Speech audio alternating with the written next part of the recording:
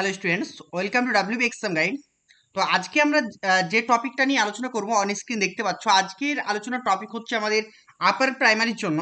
Basically আপার প্রাইমারির জন্যই আমি পড়াচ্ছি, কিন্তু আজকের ক্লাসটা যারা তোমরা পঞ্চায়েতের পরীক্ষা দেবে ভাবছো, যে আগামীতে যে পঞ্চায়েতের পরীক্ষা হবে সেখানেও কিন্তু গুরুত্বপূর্ণ, মিসলেনিয়াস যদি এক্সাম দিতে চাও সেটার জন্য গুরুত্বপূর্ণ। অর্থাৎ যে কোনো এক্সামের জন্য কিন্তু আজকের ক্লাসটা বিশেষ গুরুত্বপূর্ণ, কারণ এখান থেকে প্রশ্ন আসবেই। আজকের টপিকটা হচ্ছে, আমরা দেখতে পাচ্ছ আজকের টপিকটা হচ্ছে আমাদের খিলাফত আন্দোলন। আমরা অলরেডি কিন্তু মহাত্মা গান্ধী নিয়ে একটা প্রথম ক্লাস করেছি, সেখানে জালিয়ানওয়ালাবাগের হত্যাকাণ্ড, রাওলাট আইন, চম্পারণ সত্যাগ্রহ, অনেক কিছু নিয়ে আলোচনা করেছি প্রথম ক্লাসে। তো আজকের ক্লাসে আমরা দুটো টপিক নিয়ে আলোচনা করব, একটা হচ্ছে খিলাফত আন্দোলন, আর তার সঙ্গে থাকছে আমাদের অসহযোগ আন্দোলন, অর্থাৎ নন কোঅপারেশন মুভমেন্ট। এই দুটো মুভমেন্ট আমরা ডিটেলসে পড়বো, এবং এই দুটো টপিকের ওপরে যে যে এমসিকিউগুলো বিভিন্ন বিগত বছরের পরীক্ষাতে এসেছে এবং আগামীতে তোমাদের পরীক্ষা আসার সম্ভাবনা প্রবল রয়েছে, সেগুলো নিয়ে কিন্তু আজকের ক্লাসে আলোচনা করব। প্রত্যেকে মন দিয়ে ক্লাসটা করবে। যদি কোনো জায়গায় অসুবিধা হয় আমাকে অবশ্যই জানাবে, ঠিক আছে? চলো দেখো, তাহলে প্রথমে যেটা আমরা আলোচনা করব সেটা হচ্ছে খিলাফত আন্দোলন। তাহলে এই খিলাফতটা কি, এই আন্দোলনের উৎস কি, এই বিষয়ে আমরা একটু বেসিক ধারণা জেনে নিব, এবং কি কি প্রশ্ন আসতে পারে এগুলো নিয়েও আমরা কিন্তু আলোচনা করব। দেখো, বলছে খিলাফত আন্দোলন প্রথম বিশ্বযুদ্ধের সময় তুরস্ক, জার্মানি এবং অস্ট্রিয়ার সঙ্গে মিত্র হয়ে ব্রিটিশদের বিরুদ্ধে যুদ্ধ দেয়। এই জায়গাটা কি বুঝলাম, যে আমরা জানি যখন প্রথম বিশ্বযুদ্ধ হয়েছিল 1914 সালে, তাই তো? 1914 সালে যখন প্রথম বিশ্বযুদ্ধ শুরু হয়, তখন তুরস্ক, জার্মানি আর অস্ট্রিয়া, এই তিনটি দেশ, কি কি বললাম, তুরস্ক, জার্মানি আর অস্ট্রিয়া, এই তিনটি দেশ একসঙ্গে বন্ধু হয়, মানে একসঙ্গে কি করে জোট তৈরি করে, এবং তারা মিত্র হয়ে, মানে তারা একসঙ্গে জোট হয়ে বা মিত্র বাহিনী হয়ে তারা ব্রিটিশদের বিরুদ্ধে যুদ্ধ ঘোষণা করে। কারা কারা? তুরস্ক, জার্মানি এবং অস্ট্রিয়া, এই তিনটি দেশ একসঙ্গে মিত্র হয়ে ব্রিটিশদের বিরুদ্ধে যুদ্ধ ঘোষণা করে। ভারতীয় মুসলমানরা তুরস্কের সুলতানকে তাদের ধর্মীয় নেতা বলে বা খলিফা হিসাবে বলে মনে করতেন। এবার ব্যাপারটা হয়েছিল কি, এই যে তুরস্ক নামটা দেখতে পাচ্ছ, এই তুরস্কর যে মানে তোমার সুলতান, মানে আমাদের দেশে যেমন রাজা ছিল, তুরস্কের সুলতান ছিল, সেই তুরস্কর সুলতানকে ভারতের মুসলিমরা তারা খলিফা হিসাবে বা ধর্মীয় গুরু হিসাবে অনুসরণ করত বা তাদেরকে মানত। তাই তারা স্বাভাবিকভাবে তুরস্কের প্রতি সহানুভূতিশীল ছিল। সেই জন্য ভারতের যারা মুসলিম ছিল তারা কিন্তু তুরস্কের প্রতি সহানুভূতিশীল ছিল। যুদ্ধের পর ব্রিটিশরা তুরস্কের খলিফার ক্ষমতা হরণ করে।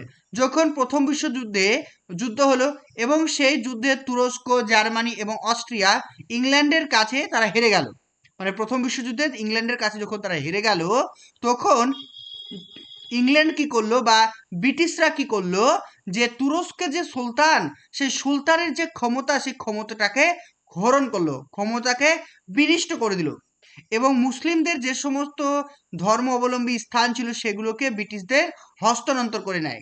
এর ফলে ভারতের যারা মুসলিম, মুসলিমরা ব্রিটিশদের বিরুদ্ধে তীব্র সমালোচনা করতে শুরু করলো। কেন বলতো? কারণ এই তুরস্কর যে সুলতান, সেই সুলতান ছিল মুসলিমদের ধর্মগুরু, বোঝা গেল? আর সেই ধর্মগুরুদেরকে অসম্মান করা হচ্ছে, শাস্তি দেওয়া হচ্ছে। তখন কি করলো, ভারতের যারা মুসলিম ছিল তারা কিন্তু ব্রিটিশদের বিরুদ্ধে কি করে, নিন্দা প্রকাশ করতে শুরু করলো।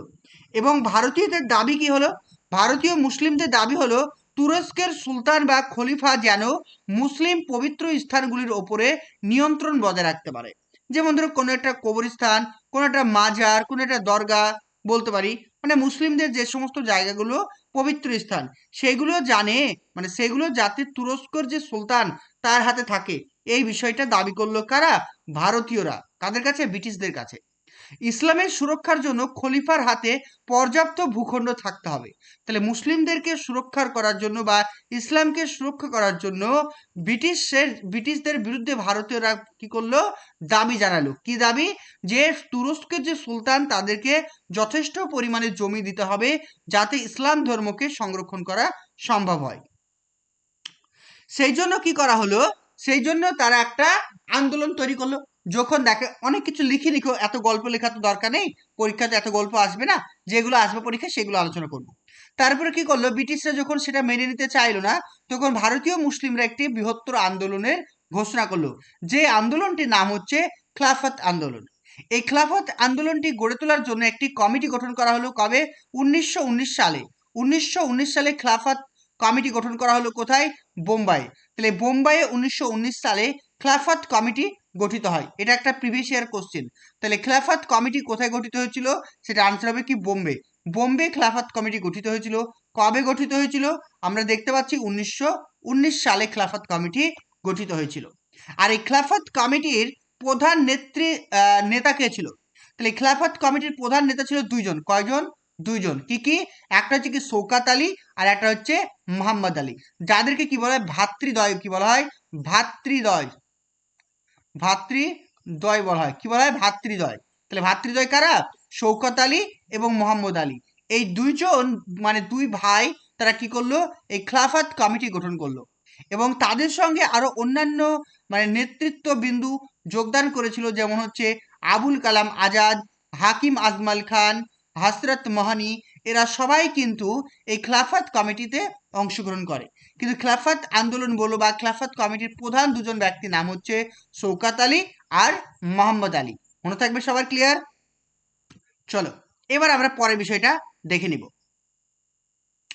এবার দেখো, এবার কি হলো, একটা মানে কি হলো, সম্মেলন তৈরি করা হলো এই খিলাফত আন্দোলনকে আরো জোর জবরদস্তি করার জন্য। আরো একটা বৃহত্তর মানে একটা সম্মেলন তৈরি করা হলো, যেটাকে বলা হয় সর্বভারতীয় খিলাফত সম্মেলন, যেটা কোথায় হয়েছিল, দিল্লিতে। তাহলে যদি পরীক্ষা প্রশ্ন আসে ওয়ার্ল্ড ইন্ডিয়া খিলাফত কনফারেন্স কোথায় হয়েছিল, পরীক্ষা যদি প্রশ্ন আসে ওয়ার্ল্ড ইন্ডিয়া খিলাফত কনফারেন্স কোথায় হয়েছিল, তাহলে আনসার হবে কোথায়, দিল্লিতে হয়েছিল। কবে হয়েছিল, 22 থেকে 23 নভেম্বর 1919 সালে। 1919 সালে 22 বা 23 নভেম্বর কোথায়, দিল্লিতে হয়েছিল। তাহলে বলছে 1919 সালে নভেম্বর মাসে দিল্লিতে অনুষ্ঠিত হয়েছিল সর্বভারতীয় খিলাফত সম্মেলন, ওয়ার্ল্ড ইন্ডিয়া খিলাফত কনফারেন্স, যার সভাপতি ছিল Mahatma Gandhi. Very very important, পরীক্ষায় বারবার আসে প্রশ্নটা, যে ওয়ার্ল্ড ইন্ডিয়া খিলাফত কনফারেন্সের সভাপতি কে ছিলেন। পরীক্ষা যদি প্রশ্নটা আসে, আনসার কি করবো আমরা, মহাত্মা গান্ধী। তিনি উল্লেখ করেছিলেন যে আগামী 100 বছরে হিন্দু মুসলিম ঐক্যের এমন সুযোগ আর আসবে না। তাহলে পরীক্ষায় এই প্রশ্নটা আসতে পারে যে কে বলেছিলেন যে আগামী 100 বছরে হিন্দু মুসলিম ঐক্যের এমন সুযোগ আর আসবে না, কে বলেছিলেন, মহাত্মা গান্ধী। তাহলে হিন্দু মুসলিমের ঐক্যের জন্য কোন আন্দোলনটি সব থেকে গুরুত্বপূর্ণ ছিল, খিলাফত আন্দোলন। বোঝা গেল। তার নেতৃত্বে এই সম্মেলনে সিদ্ধান্ত নেওয়া হয় যে খিলাফত সংক্রান্ত দাবি মেনে না নেওয়া হলে সরকারের সাথে সম্পূর্ণ অসহযোগিতা করা হবে। পরবর্তীকালে এই আন্দোলন বৃহৎ অসহযোগ আন্দোলনের সাথে যুক্ত হয়। এটাও কিন্তু একটা পরীক্ষায় প্রশ্ন আসে যে অসহযোগ আন্দোলনের ব্যাকগ্রাউন্ড কি, অসহযোগ আন্দোলন কোন পরিপ্রেক্ষিতে তৈরি করা হয় বা সৃষ্টি হয়। এই অসহযোগ আন্দোলন সৃষ্টি হয়েছিল খিলাফত আন্দোলনের পরিপ্রেক্ষিতে। বোঝা গেল, ক্লিয়ার?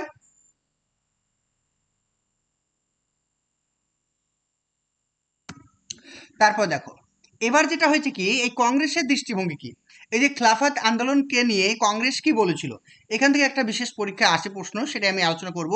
যে বাল গঙ্গাধর তিলক এবং মহাত্মা গান্ধী সহ অন্যান্য কংগ্রেসে যারা নেতৃবৃন্দ ছিল, তারা এই আন্দোলনকে একটি সোনালী সুযোগ বলেছেন। কেন সোনালী সুযোগ বলেছে বলতো, কারণ তা মানে মহাত্মা গান্ধী চেয়েছিল যদি আমরা এখন মুসলিমদেরকে সাপোর্ট করি, তাহলে আমরাও কিন্তু ভবিষ্যতে যে কোনো আন্দোলনে মুসলিমদেরকে সঙ্গে পাবো। অর্থাৎ যে কোনো আন্দোলনে হিন্দু এবং মুসলিমের মধ্যে একটা ঐক্য তৈরি হবে।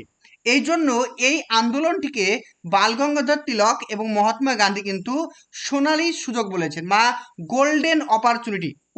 পরীক্ষা আসে কি বলা হয়, গোল্ডেন অপরচুনিটি। ঠিক আছে, গোল্ডেন অপরচুনিটি বলা হয়। এটা কিন্তু খুব ভালো করে মনে রাখবো। এই যে আমরা দেখতে পাচ্ছি যে খিলাফত আন্দোলন, এই আন্দোলনে যে মহাত্মা গান্ধী যোগদান করেছিল বা কংগ্রেস যোগদান করেছিল, তার প্রধান কারণটা কি, প্রধান কারণ হচ্ছে হিন্দু মুসলিম ঐক্য দৃঢ় করা। বুঝতে পেরেছো? তাহলে এটা তো ছিল বেসিক্যালি এই যে আন্দোলনটা, এই যে খিলাফত আন্দোলনটা কাদের ছিল, খিলাফত আন্দোলনটা ছিল মুসলিমদের। কারণ ওই যে মুসলিম সমাজের মানুষদেরকে মানে ওই যে তোমার তুরস্কের যে সুলতান, তাদের ক্ষমতাকে মানে বিচ্যুত করা হয়েছিল, সেই জন্য মুসলিমরা লড়বে। কিন্তু কংগ্রেস কেন এখানে যোগদান করলো? কারণ কংগ্রেস যোগদান করেছিল এই জন্যই যাতে হিন্দু মুসলিম ঐক্য হয়, বোঝা গেল, এবং মুসলিম জনগণকে জাতীয় আন্দোলনের সঙ্গে যুক্ত করা। ভারতে যে সমস্ত আন্দোলনগুলো রয়েছে সেই সমস্ত আন্দোলনের সঙ্গে ভারতীয়দেরকে মানে মুসলিমদেরকে সংযুক্ত করা, এটাই ছিল কংগ্রেসের লক্ষ্য। তারপর আর একটা সম্মেলন তৈরি হলো, এলাহাবাদ সম্মেলন। কবে? 1920 সালে, জুন মাসের 1920 সালে এলাহাবাদে অনুষ্ঠিত সর্বদলীয় সম্মেলনে নিম্নলিখিত কর্মসূচি গ্রহণ করা হয়। এই খেলাফত আন্দোলনটিকে বাস্তবায়িত করার জন্য কি করা হলো? বিভিন্ন কর্মসূচি গ্রহণ করা হলো। কোন কোন সম্মেলনে? সেই সম্মেলনটা ছিল এলাহাবাদ সম্মেলন। তাহলে এলাহাবাদ সম্মেলনে কি কি কর্মসূচি গ্রহণ করা হয়েছিল সেটা জানবো। এক হচ্ছে কি স্কুল বয়কট। কোন স্কুল বয়কট করতে হবে? ব্রিটিশদের যে সমস্ত প্রতিষ্ঠিত স্কুল কলেজ রয়েছে সেগুলোকে বয়কট করতে হবে। কলেজ বয়কট, আদালত বয়কট, চাকরি বয়কট, মানে ব্রিটিশদেরকে সম্পূর্ণভাবে বয়কট করার দাবি জানায় তারা। সরকারি উপাধি বর্জন করেছিল অনেকেই। এই অধিবেশন থেকে, ঠিক আছে, মানে এই অধিবেশন থেকে সাফাত কমিটির নেতারা সর্বসম্মতভাবে গান্ধীজিকে অসহযোগ আন্দোলনের নেতৃত্ব দেওয়ার জন্য আহ্বান করেন। এখানে একটু ভুল আছে, এই ভুলটা আমি একটু কারেকশন করে দিই, ঠিক আছে। মানে কি বলো দেখো, এই অধিবেশন থেকে মানে কি? এলাহাবাদ অধিবেশন থেকে, ভালো করে মনে রাখো, এই অধিবেশন মানে এলাহাবাদ অধিবেশন থেকে যে এই যে মানে খিলাফত কমিটি, এখানে খিলাফত হবে এটা, ঠিক আছে, এটা হবে খিলাফত, ঠিক আছে। বলছে এই অধিবেশন থেকে, এই অধিবেশন বলতে এলাহাবাদ অধিবেশন থেকে খিলাফত কমিটির নেতারা সর্বসম্মতভাবে গান্ধীজিকে অসহযোগ আন্দোলনের নেতৃত্ব দেওয়ার জন্য আহ্বান করেন। তাহলে ইম্পর্টেন্ট, তাহলে কি বলছে? কোন অধিবেশনে, পরীক্ষায় প্রশ্ন আসে, কোন অধিবেশনে গান্ধীজিকে খিলাফত আন্দোলনের অসহযোগ আন্দোলন মানে করার জন্য আহ্বান করা হয়েছিল? সেটা হবে কি আনসার? যে এলাহাবাদ মানে কমিটি বা এলাহাবাদ অধিবেশন, ঠিক আছে। তারপর চলে আসে মোপলা বিদ্রোহ। মোপলা বিদ্রোহটাও কিন্তু আমাদের খিলাফত আন্দোলনের সঙ্গে যুক্ত, তাই আমরা একটু পড়বো। মোপলা বিদ্রোহ যেটা হয়েছিল 1921 সালে, মোপলা বিদ্রোহ কোথায় হয়েছিল? কেরালা, ঠিক আছে। তাহলে কেরালার মালাবার অঞ্চলে মুসলিম কৃষকরা, যারা মোপলা নামে পরিচিত ছিলেন, ব্রিটিশ শাসক এবং স্থানীয় হিন্দু জমিদারদের জেমিনি বলা হতো, এটা দরকার নেই, বিরুদ্ধে বিদ্রোহ ঘোষণা করেন। তাহলে এখানে কি বলছে? যে কেরালার মালাবার অঞ্চলে মুসলিম কৃষকরা তারা কি করেছিল? ব্রিটিশ শাসক এবং স্থানীয় হিন্দু জমিদারদের বিরুদ্ধে তারা কি করেছিল? বিদ্রোহ ঘোষণা করেছিল, ঠিক আছে। এটা কিন্তু ভালো করে মনে রাখবে। তাহলে এই মোপলা বিদ্রোহ কিন্তু খিলাফত আন্দোলনের সঙ্গে যুক্ত। খিলাফত আন্দোলনের শাখা কি বলছে দেখো, মহাত্মা গান্ধী ও শওকত আলী যখন মালাবার মানে কেরালার মালাবারে খিলাফত আন্দোলনের প্রচারে যান, তখন মোপলারা এই আন্দোলনের সঙ্গে যুক্ত হয়েছিলেন। ব্রিটিশরা খিলাফত নেতাদের গ্রেপ্তার করলে এবং মসজিদে তল্লাশি চালালে মোফলারা ক্ষুব্ধ হয়ে খিলাফত আন্দোলনের একটি উগ্র ও সশস্ত্র শাখা হিসাবে বিদ্রোহ শুরু করে। তাহলে বুঝতে পেরেছো? মানে ব্যাপারটা হচ্ছে, যখন মুফলারা কি করেছিল? ব্রিটিশদের বিরুদ্ধে বলো বা স্থানীয় জমিদারদের বিরুদ্ধে বিদ্রোহ ঘোষণা করে, ঠিক সেই মুহূর্তে মহাত্মা গান্ধী এবং শওকত আলী এই কেরালার মালাবুর অঞ্চলে পৌঁছে যায় মুসলিমদের কাছে, তারা যাতে এই খিলাফত আন্দোলনে যোগদান করে, এবং ব্রিটিশদের বিরুদ্ধে তারা সেইভাবে যোগদান করতে শুরু করলো মোটামুটি ভাবে। কিন্তু সেই পরিপ্রেক্ষিতে ব্রিটিশরা কি করলো? ওই মোফলাদের মসজিদে কি করলো? তারা বিভিন্ন ধরনের তল্লাশি করতে শুরু করলো, যার ফলে তাদের যে ধর্মস্থান মসজিদ, সেখানে কি করা হলো? তল্লাশি করার কারণে তারা প্রচুর পরিমাণে ব্রিটিশদের প্রতি ক্ষুব্ধ হয়ে যায়, রাগান্বিত হয়ে যায়, এবং তারা ব্যাপকভাবে এই মোপলা বিদ্রোহের শুরু করে। তোমাদের শিক্ষকতার স্বপ্নকে পূরণ করার জন্য আমরা নিয়ে এসেছি শিক্ষকতার স্বপ্ন পূরণের নতুন ব্যাচ। এখানে প্রাইমারি, আপার প্রাইমারি দুটি কোর্সই তোমরা করতে পারবে। আমাদের কি কি এই কোর্সের মধ্যে থাকছে? প্রতিদিন লাইভ ক্লাস থাকছে, রেকর্ডিং ক্লাস থাকছে, এবং অধ্যায় ভিত্তিক মক টেস্ট, অর্থাৎ যে ক্লাসটা করানো হবে পরের দিন সেই ক্লাসটার উপরে মক টেস্ট থাকবে, এবং প্রত্যেকটা ক্লাসে টাইপিং করা অর্থাৎ প্রিন্টেড নোট কপি থাকবে, যেগুলো তোমরা অতি সহজে ভালো করে পড়তে পারবে। যারা আমাদের কোর্সে অ্যাডমিশন নিতে চাইছো, স্ক্রিনে দেওয়া যে নাম্বারটি রয়েছে 9647300217, আমাদের ক্লাস শুরু হবে জানুয়ারির 1 তারিখ থেকে। তো যারা ভর্তি হবে অবশ্যই তাড়াতাড়ি যোগাযোগ করো। এবার আমরা পড়বো কি অসহযোগ আন্দোলন। ঠিক আছে, অসহযোগ আন্দোলনের সূচনা বলছে প্রথম সর্বভারতীয় গণ আন্দোলন। কি বলছে, এই অসহযোগ আন্দোলনকে কি বলা হয়? অসহযোগ আন্দোলনকে বলা হয় ফার্স্ট মাস মুভমেন্ট। কি বললাম? First mass movement. তাহলে প্রথমে যদি তোমাদের পরীক্ষা প্রশ্ন আসে গান্ধীজির প্রথম সত্যাগ্রহ আন্দোলন কোনটি, গান্ধীজির প্রথম সত্যাগ্রহ আন্দোলন কোনটি, সেটা হয় বিহারের চম্পারণ। যদি পরীক্ষায় প্রশ্ন আসে গান্ধীজির প্রথম ফার্স্ট মাস্ট মুভমেন্ট বা সর্বভারতীয় গণ আন্দোলন কোনটি ছিল, সেটা হবে অসহযোগ আন্দোলন বা নন কোঅপারেশন মুভমেন্ট। ঠিক আছে, খিলাফত ইস্যুকে কেন্দ্র করে মহাত্মা গান্ধী 1920 সালে 1 আগস্ট আনুষ্ঠানিকভাবে অসহযোগ আন্দোলন শুরু করে। তাহলে অসহযোগ আন্দোলন কবে শুরু হয়েছিল, পরীক্ষা যদি প্রশ্ন আসে কি হবে অ্যান্সার? 1920 সালে 1 আগস্ট অসহযোগ আন্দোলন শুরু হয়েছিল। অসহযোগ আন্দোলনের সৃষ্টি করার পিছনে কোন ইস্যু ছিল, সেটা হচ্ছে খিলাফত আন্দোলন। এবার বলছে খিলাফত আন্দোলনের সমর্থনে গান্ধীজি ব্রিটিশদের দেওয়া নিম্নলিখিত পদকগুলি ফিরিয়ে দিয়েছিলেন। কি কি? কেশরী হিন্দ, কেশরী হিন্দ নামে একটা গোল্ড মেডেল যেটা গান্ধীজিকে দক্ষিণ আফ্রিকায় মানব সেবামূলক কাজের জন্য প্রদান করা হয়েছিল। তাহলে কেশরী হিন্দ উপাধি কে ত্যাগ করেছিল, সেটা হবে মহাত্মা গান্ধী। কোন আন্দোলনের পরিপ্রেক্ষিতে? খিলাফত আন্দোলনের পরিপ্রেক্ষিতে। অসহযোগ আন্দোলনের প্রধান মুখ্য প্রতীক কি ছিল? এই যে অসহযোগ আন্দোলন মানে কোন রকম আমরা ব্রিটিশ সরকারকে সাহায্য করব না, এই আন্দোলনের প্রধান প্রতীক কি ছিল? চরকা। কারণ গান্ধীজি চেয়েছিল কুটির শিল্পকে গড়ে তুলতে, তাই এই আন্দোলনের প্রধান প্রতীক ছিল চরকা। 1920 সালে খিলাফত আন্দোলন ও অসহযোগ আন্দোলনের সময় ব্রিটিশ সরকারের দমনমূলক নীতির প্রতিবাদে হাকিম আজমাল খান তার হাজিক উল মুলুক উপাধিটি বর্জন করেন। তাহলে এটাও কিন্তু পরীক্ষা প্রশ্ন এসেছিল যে হাজিক উল মুলুক নামে কে পরিচিত, হাজিক উল মুলুক নামে কে পরিচিত ছিলেন? তার নাম হবে কি? হাকিম আজমাল খান। ঠিক আছে, হাকিম আজমাল খান তিনি হাজিক উল মুলুক নামে পরিচিত ছিলেন। এবার কি হচ্ছে, আরেকটা প্রশ্ন আসে যে অসহযোগ আন্দোলন বা খিলাফত আন্দোলনের সময় মানে কি অসহযোগ আন্দোলনের সময় কোন ভারতীয় নেতা মানে কোন ভারতীয় নেতা মারা গিয়েছিলেন? তাহলে আনসার হবে কি?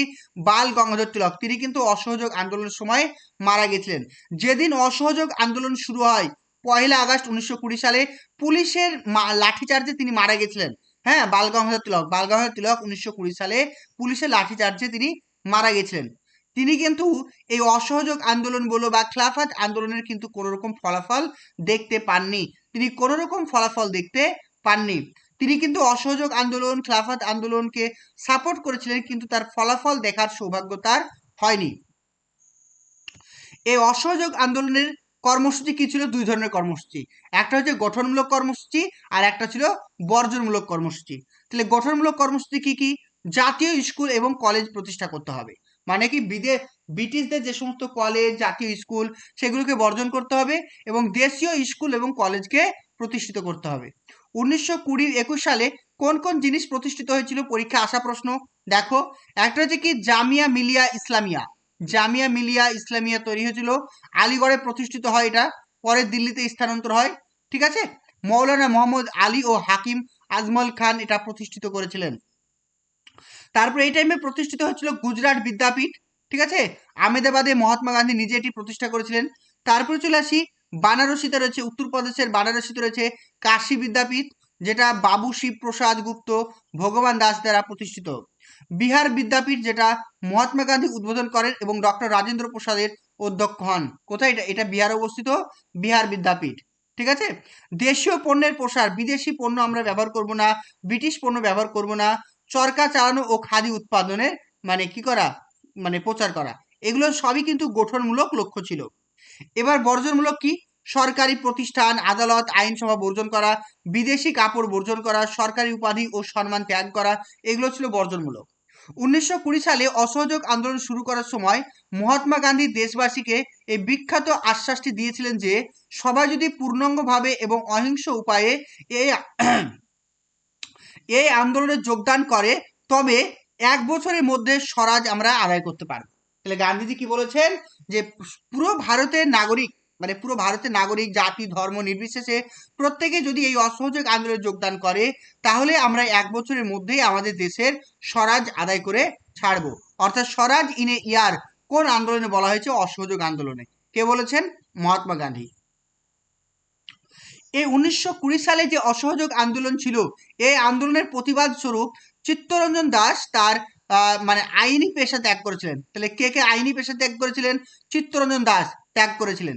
এছাড়াও মতিলাল নেহরু, রাজেন্দ্র প্রসাদ, বিহারের রাজেন্দ্র প্রসাদ, জওহরলাল নেহরু, বল্লভভাই প্যাটেল, চক্রবর্তী রাজাগোপালাচারী, এরা প্রত্যেকে কিন্তু ব্যারিস্টার ছিল এবং তাদের যে লিগাল প্র্যাকটিস সেটা কিন্তু সম্পূর্ণভাবে ত্যাগ করেছিল। একটু থিওরি ক্লাসটা মন দিয়ে করে নাও, তারপরে কিন্তু আমরা এমসিকিউ প্র্যাকটিস করব। ঠিক আছে?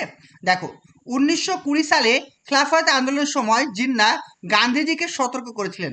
তাহলে গান্ধীজিকে কে সতর্ক করেছিলেন? আলী জিন্না, মোহাম্মদ আলী জিন্না সতর্ক করেছিলেন। কেন সতর্ক করেছিলেন? কারণ তিনি মুসলিম ধর্মীয় নেতাদের উগ্র ধর্মান্তরতাকে প্রশ্রয় দেননি।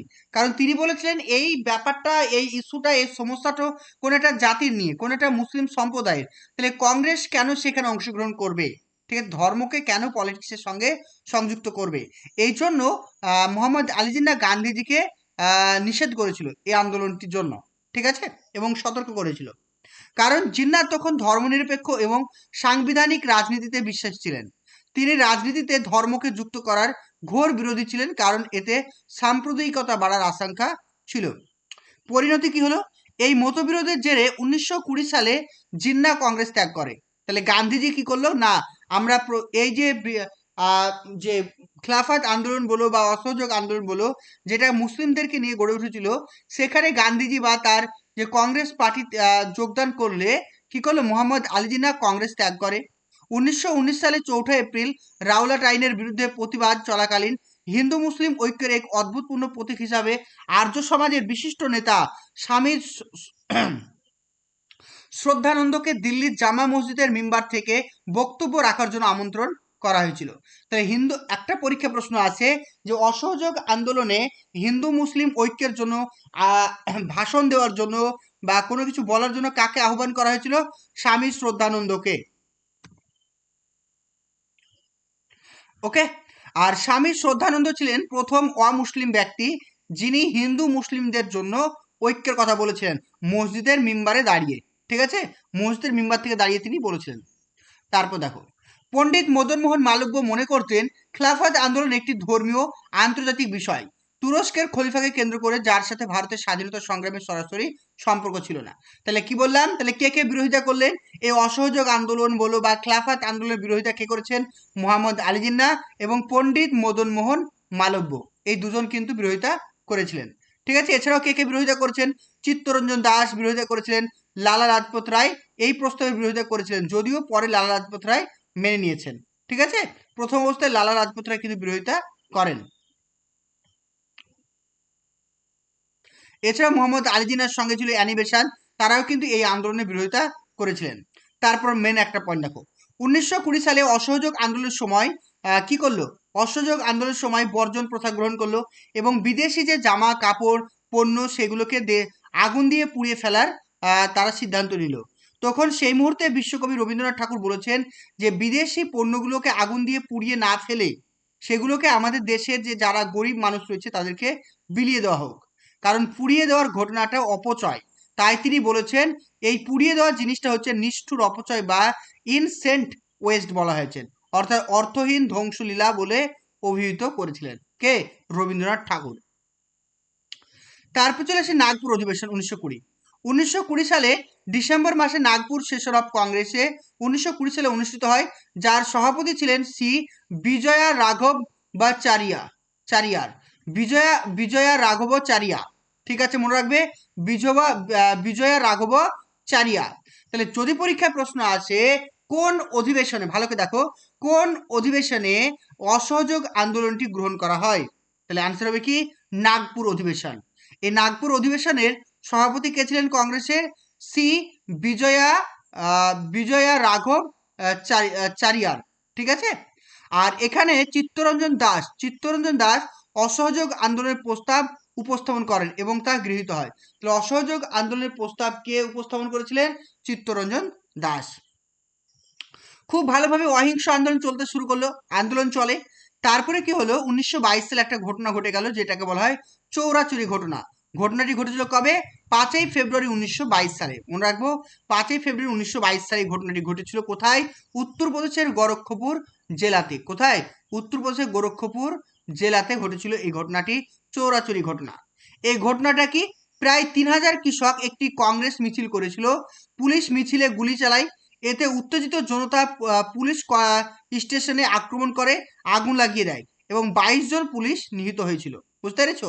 তাহলে ব্রিটিশরা কি করেছিল, সেখানে গুলি চালিয়েছিল এবং সেই ভারতীয় নাগরিকরা তারা তোমার থানাতে বা পুলিশ স্টেশনে আগুন লাগিয়ে দেয় এবং 22 জন পুলিশ মারা যায়।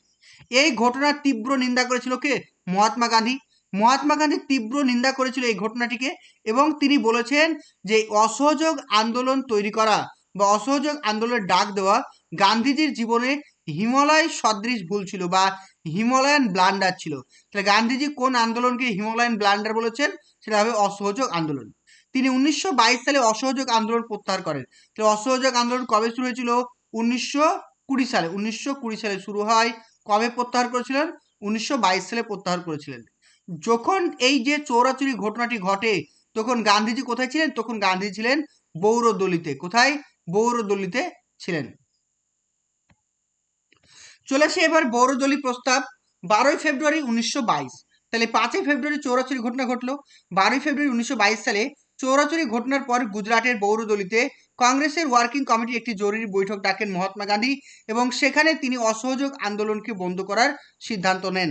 এই যে প্রস্তাব, এই প্রস্তাবটিকে বলা হয় বরদৌলি প্রস্তাব। ঠিক আছে?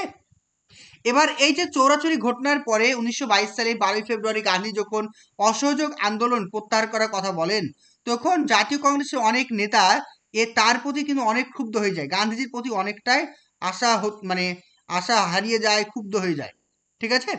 এবং কি বলছে দেখো, দিল্লির বৈঠক 24শে ফেব্রুয়ারি 1922 আন্দোলন প্রত্যাহারের সিদ্ধান্তকে অনুমোদন দেওয়ার জন্য দিল্লির অল ইন্ডিয়া কংগ্রেস কমিটির বৈঠকে হিন্দু মহাসভার নেতা ডক্টর BS মুঞ্জে গান্ধীজির এই সিদ্ধান্তের বিরুদ্ধে এটি তীব্র নিন্দা প্রস্তাব করেন, যেটাকে বলা হয় ভোট অফ সেন্সিওর পেশ করেন। কে করেছিলেন? ডক্টর BS মুঞ্জে। মনে থাকবে, ডক্টর BS মুঞ্জে। তিনি কি করেছেন? গান্ধীজির এই যে প্রস্তাবটিকে ব্যাপকভাবে নিন্দা করেছিলেন।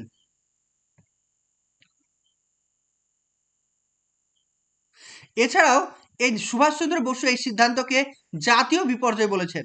ওই যে গান্ধীজি যে তোমার ওই যে অসহযোগ আন্দোলনটিকে প্রত্যাহার করলো, এই প্রত্যাহারের যে সিদ্ধান্ত, এই সিদ্ধান্তকে নেতাজি সুভাষচন্দ্র বসু কি বলেছেন? এটা একটা ন্যাশনাল ক্ল্যামিটি বা জাতীয় বিপর্যয় বলে তিনি মনে করেছেন। ঠিক আছে? তারপরে কি হলো, একটা নতুন কমিটি গঠন করা হলো। সেই কমিটির নামটা কি? Indian national liberal federation. একটা সংগঠন তৈরি করা হলো। এই সংগঠনটি কে তৈরি করেছেন? সুরেন্দ্রনাথ ব্যানার্জি, পরীক্ষা আসা প্রশ্ন। তেজ বাহাদুর সাপ্রু, VS শ্রীনিবাস শাস্ত্রী, এরা কিন্তু তৈরি করে। ঠিক আছে? এবার আমরা আলোচনা করব MCQ। MCQ, ওকে? যতটুকু পড়লাম আমরা এবার MCQ আলোচনা করব, তাহলে প্রত্যেকটা প্রশ্নের আনসার আমরা পেয়ে যাব। চলো, প্রথম প্রশ্ন চলে এসছে, আনসার করো। বলছে 1919 সালে অল ইন্ডিয়া খিলাফত কনফারেন্সের সভাপতি কে ছিলেন? খুব ভালো একটা প্রশ্ন। 1919 সালে তোমাদের শিক্ষকতার স্বপ্নকে পূরণ করার জন্য আমরা নিয়ে এসেছি শিক্ষকতার স্বপ্ন পূরণের নতুন ব্যাচ। এখানে প্রাইমারি, আপার প্রাইমারি দুটি কোর্সই তোমরা করতে পারবে। আমাদের কি কি এই কোর্সের মধ্যে থাকছে? প্রতিদিন লাইভ ক্লাস থাকছে, রেকর্ডিং ক্লাস থাকছে এবং অধ্যায় ভিত্তিক মক টেস্ট, অর্থাৎ যে ক্লাসটা করানো হবে পরের দিন সেই ক্লাসটার উপরে মক টেস্ট থাকবে এবং প্রত্যেকটা ক্লাসে টাইপিং করা অর্থাৎ প্রিন্টেড নোট কপি থাকবে, যেগুলো তোমরা অতি সহজে ভালো করে পড়তে পারবে। যারা আমাদের কোর্সে অ্যাডমিশন নিতে চাইছো, স্ক্রিনে দেওয়া যে নাম্বারটি রয়েছে 9647300217, আমাদের ক্লাস শুরু হবে জানুয়ারির 1 তারিখ থেকে। তো যারা ভর্তি হবে অবশ্যই তাড়াতাড়ি যোগাযোগ করো। অল ইন্ডিয়া খিলাফত কনফারেন্সের সভাপতি কে ছিলেন? কিছুক্ষণ আগে পড়ালাম, মহাত্মা গান্ধী, মোহাম্মদ আলী জিন্নাহ, মৌলানা শওকত আলী আর মতিলাল নেহরু। কি হবে অ্যান্সার? এটা দেখতে পাচ্ছ UPPSC পরীক্ষায় 1993 সালের কোশ্চিন, এই পরীক্ষায় প্রশ্নটা এসেছিল। কি হবে অ্যান্সার? কি হবে? মহাত্মা গান্ধী। তাহলে কি হবে? 1919 সালে অল ইন্ডিয়া খিলাফত কনফারেন্স সভাপতি কে ছিলেন? মহাত্মা গান্ধী। পরের প্রশ্ন, মহাত্মা গান্ধী কেন খিলাফত আন্দোলনকে সমর্থন করেছিলেন বা কেন মানে মহাত্মা গান্ধী এই আন্দোলনটিকে সাপোর্ট করেছিলেন। খলিফা ভারতীয় বিপ্লবদের আশ্রয় দিয়েছিল, মানে তুরস্কের খলিফারা ভারতীয় বিপ্লবীদেরকে আশ্রয় দিয়েছিলেন। 2 নম্বর বলছে গান্ধীজি ব্রিটিশদের বিরুদ্ধে ভারতীয় মুসলমানদের সমর্থন পেতে চেয়েছিলেন, মানে গান্ধীজি চেয়েছিলেন যে ব্রিটিশদের বিরুদ্ধে যখন আমরা আন্দোলন করব তখন ভারতের মুসলিমরা যাতে আমাদেরকে সাপোর্ট করে। 3 নম্বর বলছে খলিফা ভারতের স্বাধীনতার সংগ্রামকে সমর্থন করেছিলেন, আর খলিফা গান্ধীজির বন্ধু ছিলেন। কি হবে আনসার? আনসার করো প্রত্যেকে। তাহলে এখানে সঠিক আনসার হবে option number B. Option number B হচ্ছে কারেক্ট। তাহলে গান্ধীজি ব্রিটিশদের বিরুদ্ধে ভারতীয় মুসলমানদের সমর্থন পেতে চেয়েছিলেন। পরের কোশ্চেন, পরের প্রশ্ন বলছে খিলাফত আন্দোলনকে সমর্থন করেছিলেন কে? কে সমর্থন করেছিলেন? হিউমস, শের সৈয়দ, কার্জন আর গান্ধীজি। তাহলে খিলাফত আন্দোলনকে কে সমর্থন করেছিলেন? অবশ্যই মহাত্মা গান্ধী হবে আনসার। পরের কোশ্চেন, নিম্নলিখিতদের মধ্যে কারা খিলাফত আন্দোলনের প্রধান নেতা ছিলেন? মৌলানা মোহাম্মদ আলী এবং শওকত আলী, মোহাম্মদ আলী জিন্নাহ, শওকত আলী, মৌলানা আবুল কালাম আজাদ, রফি আহমেদ কিদওয়াই এবং শওকত আলী। তাহলে কি হবে আনসার? এই যে আমি বললাম যে খিলাফত আন্দোলন শুরু করেছিল দুই ভাই, একটা হচ্ছে মোহাম্মদ আলী আর এক হচ্ছে শওকত আলী। তাহলে অপশন নাম্বার বি হচ্ছে কারেক্ট। পরে কোশ্চেন বলছে খিলাফত আন্দোলনকে কে হিন্দু মুসলিম ঐক্যের এমন একটি সুযোগ বলে মনে করেছিলেন যা আগামী 100 বছরেও আর আসবে না? বুঝতে পেরেছো কে বলেছিলেন এই কথাটি? মনে পড়ছে? আমি পড়িয়েছিলাম এক্ষুনো। তাহলে এই খিলাফত আন্দোলনকে কে বলেছিলেন যে এটি একটা হিন্দু মুসলিমের ঐক্য যেটি আগামী 100 বছরের মধ্যে আর কখনো আসবে না। এই কথাটি কে বলেছেন? আলী ভাতৃদ্বয়, আবুল কালাম আজাদ, মহাত্মা গান্ধী আর খান আব্দুল গাফফার খান। আনসার কি হবে? Mahatma Gandhi, option C. পরের প্রশ্ন, খিলাফত আন্দোলনের সময় হাজিক উল মুলক উপাধি কে ত্যাগ করেছিলেন? খিলাফত আন্দোলনের সময় হাজিক উল মুলক উপাধি কে ত্যাগ করেছিলেন? মৌলানা আবুল কালাম আজাদ, মোহাম্মদ আলী, শওকত আলী, হাকিম আজমল খান। কি হবে অ্যান্সার? তাহলে এখানে আমাদের সঠিক আনসার কি হবে? যে হাজিক উল মুলক বলা হতো কাকে, সেটা আনসার হবে হাকিম আজমল খান। অপশন নাম্বার ডি হচ্ছে কারেক্ট। ক্লিয়ার সবার?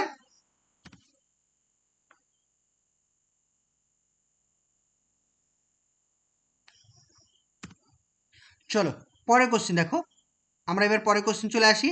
বলছে মুসলিম ধর্মীয় নেতাদের উগ্রতা ও তাদের অনুসারীদের উৎসাহিত না করতে গান্ধীজিকে কে সতর্ক করেছিলেন? আমি এর আগে বললাম না যে খিলাফত আন্দোলন হচ্ছে একটি মুসলিমদের আন্দোলন, তাই গান্ধীজিকে কে এই আন্দোলনে যোগদান করতে সতর্ক করেছিলেন? কে? আগা খান, আজমল খান, হাসান খান আর মোহাম্মদ আলী জিন্নাহ। কি হবে অ্যান্সার? অবশ্যই এটা সঠিক আনসার কি হবে? Option number D, Mohammad Ali Jinnah. পরে কোশ্চেন বলছে নিম্নলিখিতদের মধ্যে কে মহাত্মা গান্ধীর খিলাফত আন্দোলনে অংশগ্রহণের নিন্দা করেছিলেন? কে নিন্দা করেছিলেন? মোহাম্মদ আলী, শওকত আলী, আবুল কালাম আজাদ আর এম এ জিন্নাহ, মানে মোহাম্মদ আলী জিন্নাহ। কি হবে অ্যান্সার? মোহাম্মদ আলী জিন্নাহ। পরে কোশ্চেন খিলাফত আন্দোলনের ফলাফল কি হয়েছিল? হিন্দু মুসলিম বিভেদ হয়েছিল, মানে বিভেদ কমে গিয়েছিল, ভাষার সমস্যা তীব্র হয়ে উঠেছিল, হিন্দু মুসলিম দাঙ্গা বৃদ্ধি পেয়েছিল, হিন্দুরা দমিত হয়েছিল। তাহলে খিলাফত আন্দোলনের ফলাফল হয়েছিল কি? হিন্দু মুসলিমদের মধ্যে বিভেদ দূর হয়েছিল, অর্থাৎ হিন্দু মুসলিম ঐক্য তৈরি হয়েছিল। পরে কোশ্চেন বলছে 8ই এপ্রিল 1919 সালে দিল্লির জামা মসজিদের মিম্বার থেকে হিন্দু মুসলিম ঐক্যের ওপরে বক্তৃতা কে দিয়েছিলেন? মহাত্মা গান্ধী, মহামান্য মালব্য, লালা লাজপত রায় আর স্বামী শ্রদ্ধানন্দ। তাহলে কি হবে অ্যান্সার? স্বামী শ্রদ্ধানন্দ। অপশন নাম্বার ডি হচ্ছে কারেক্ট। পরে কোশ্চেন নিম্নলিখিত ভারতীয় নেতাদের মধ্যে কে খিলাফত আন্দোলনকে সমর্থন করেননি? কে খিলাফত আন্দোলনকে সমর্থন করেনি?